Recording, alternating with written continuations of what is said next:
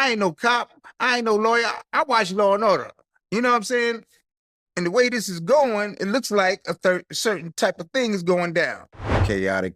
It's hard to actually figure out what's what, but it's becoming clearer. It's becoming clearer and clearer. But For years, we thought we knew exactly what happened in Vegas. We pictured the flashy lights, the loud car, and the gunshots that ended everything. But now, the whole story is falling apart. Mopim Shakur, Shakur's own brother, just shared a secret that changes everything. He says the story we all heard was a lie, made up to hide the real truth. He claims that Shakur might not have died that night in September. He might actually still be alive, hiding somewhere. And the person is hiding from isn't some unknown enemy. It's one of the biggest and most powerful names in the music world, Diddy.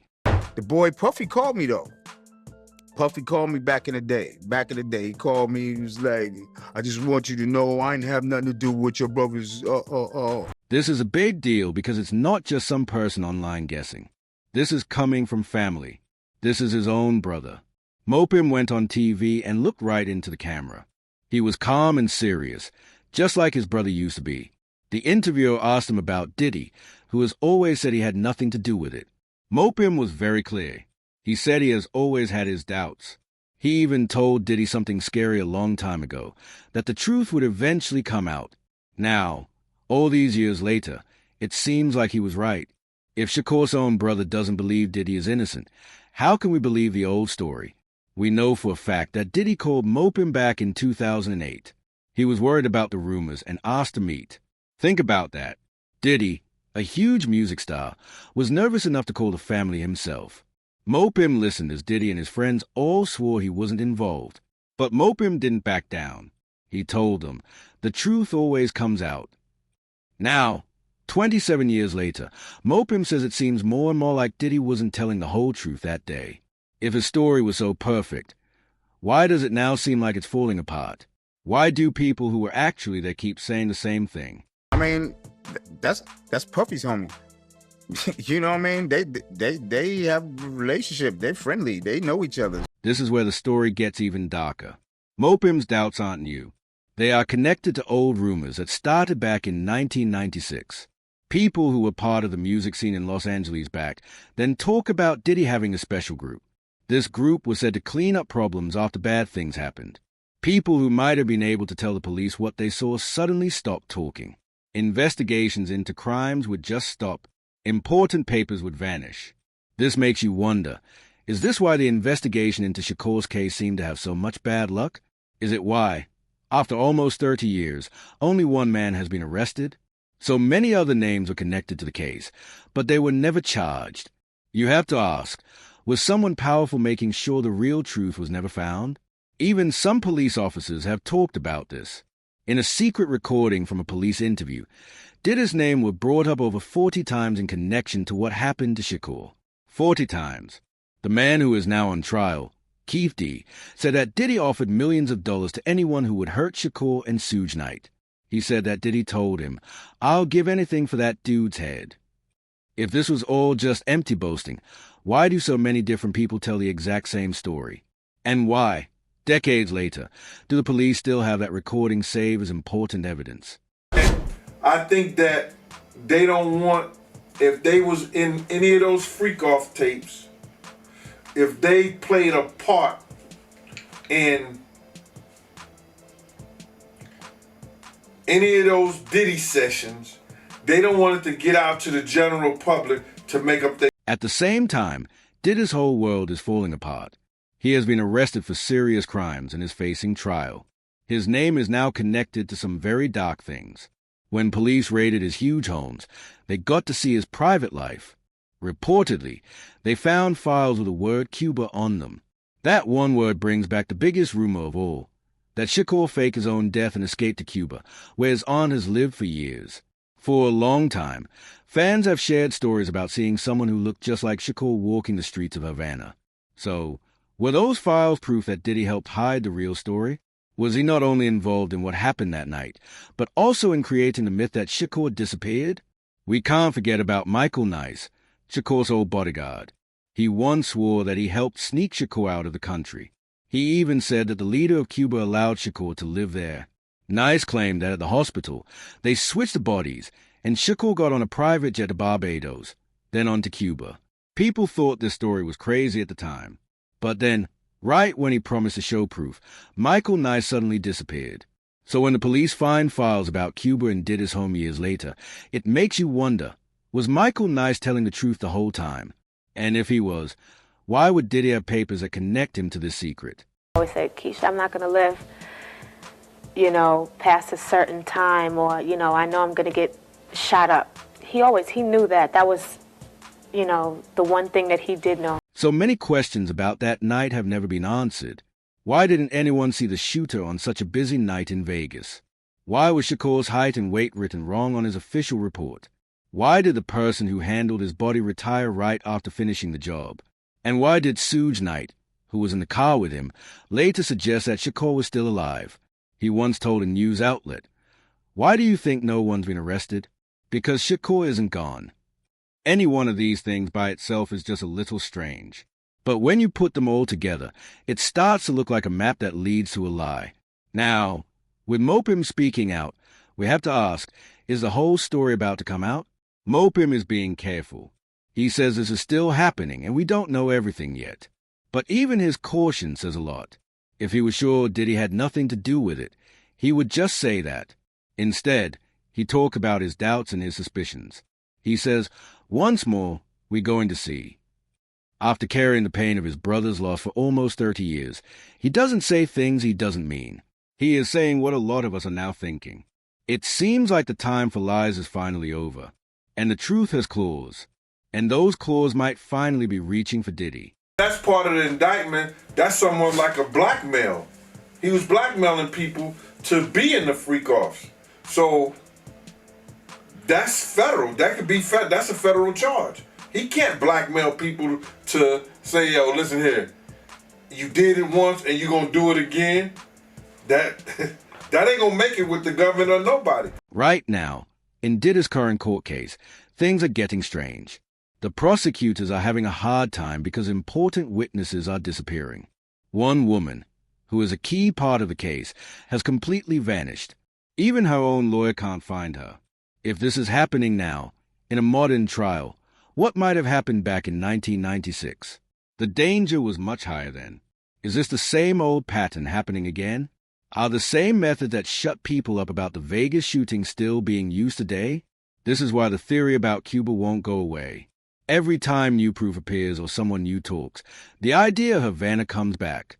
Was Diddy hiding the secret that Shakur was still alive in another country? Did he gain money and power by making sure everyone believed Shakur was dead, while he knew the truth? What was in those files about Cuba that was so important the police were studying them during the raid? What were they trying to find?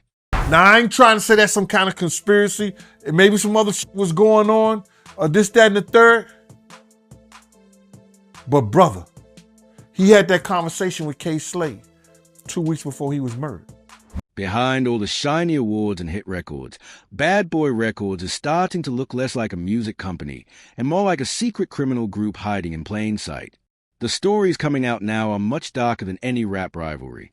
We are hearing about serious accusations of people being used and controlled. Those famous, wild parties we heard about weren't just for fun. Prosecutors say they were carefully planned to control people. They say Diddy would force people into bad situations, film them, and then use those videos like a weapon to keep them quiet. When you add in the other charges, like human trafficking and organized crime, and the fact that witnesses keep disappearing, the picture of Diddy changes.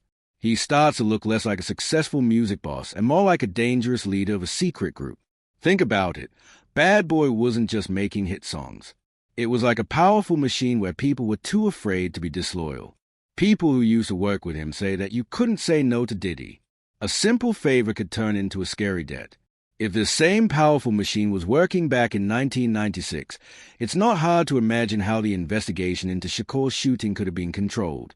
Witnesses disappear. Important papers get lost. People who try to tell the truth change their story or vanish. Is it any surprise the Vegas police case seemed to have so much bad luck from the very beginning?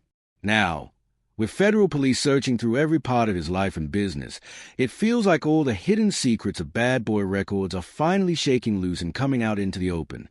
He's 3 law firms on retainer. I don't know how much money is coming in, but I know that a lot of money is going out every single month for Diddy. Behind the success of Bad Boy Records, there are now very serious accusations. It seems like it might have been less of a music company and more of a dangerous group that hid its real activities. The new stories are about people being controlled and forced into bad situations. The famous parties weren't just for fun. They are now described as events where people were pressured into things, filmed, and then blackmailed to stay silent. With charges like human trafficking and witnesses who mysteriously disappear, Diddy seems less like a music mogul and more like the leader of a scary secret operation. People who worked there say it was a fearful place where no one could say no. If this kind of control was happening back in 1996, it becomes easier to understand how the investigation into Shakur's shooting could have been shut down. Witnesses and evidence can easily disappear in that environment. It's no wonder the case seemed to fail from the start. Now, with police investigating everything, it seems all the Bad Boy's secrets are finally being revealed. But I'm still a little suspicious about the timing and how it's all rolled out here. What makes this even more scary is when it was found. The police raided Diddy's home for his current crimes, like trafficking. They weren't looking for clues about a shooting from 30 years ago. This connection suggests that Diddy's 2 lives, the famous music boss and the secret crime boss, might have been connected for decades. One crime might have been used to hide another. If the police opened those files and find proof that Diddy was talking to people in Cuba, it would change everything. A raid about his modern problems could accidentally solve the oldest mystery in hip-hop. But here's the biggest twist. If those Cuba files are real and detailed, then Diddy isn't the only one in trouble. Moving and hiding someone as famous as Shakur would have required a lot of help. It would need people with money, political power, and connections in other countries. Some important people might have wanted to keep him hidden. A secret that big can't stay hidden for so long, without powerful people helping to keep it quiet. This makes us ask a new, bigger question. How many other powerful people help hide the secret? And what would they do to make sure it never, ever comes out? They laid the blueprint for me, and they're not here anymore. So I always want to make sure that, through me, what I'm saying, through all of us, For the Shakur family, finding these files would be more than just getting an answer. It would be incredibly painful. It would be proof that he survived all these years, but also proof that they were betrayed. It would mean that while millions of fans were sad and the music world turned him into a legend, a few people on the inside were secretly making money from the lie. They controlled the story, his music money, and how people would remember him. This truth could ruin the reputations of many powerful people across the entire music business. That is why the rumors about these Cuba files feel so dangerous. We are on the edge of something huge. If these papers are ever released to the public, they could prove that people have been right to be suspicious for decades. They could show that Shakur's story isn't over. Oh, they could reveal something even worse, that his fate was decided not just by a shooter in Vegas, but by a secret deal between a music mogul, politicians, and other people who found it useful for him to disappear. No matter what, the Cuba files show us that the truth, whatever it is, will be more shocking than anything we have ever thought. PD named Diddy 77 times in court documents related to Tupac's. And then there is Suge Knight. Whether you like him or not, Suge is the one person who saw both sides of this fight. He was driving the car the night Shakur was shot. He survived the chaos and then built his own powerful and sometimes shady music company. Now, he is in prison for a different crime. He has lost all his power and his reputation is ruined. So what does a man like that have left? Maybe he wants revenge, or a chance to clear his name, or one last opportunity to tell his side of the story. Suge has been hinting at big secrets for years. Back in 2014, he said straight out that Shakur wasn't dead. He asked, "Why do you think no one's been arrested?" suggesting the police knew a secret. If Mopim is starting to tell the truth now, Suge might have the evidence to blow the whole case wide open. Imagine if Suge testified in court. He could explain what really happened that night in Vegas. He might even confirm that Shakur faked his death.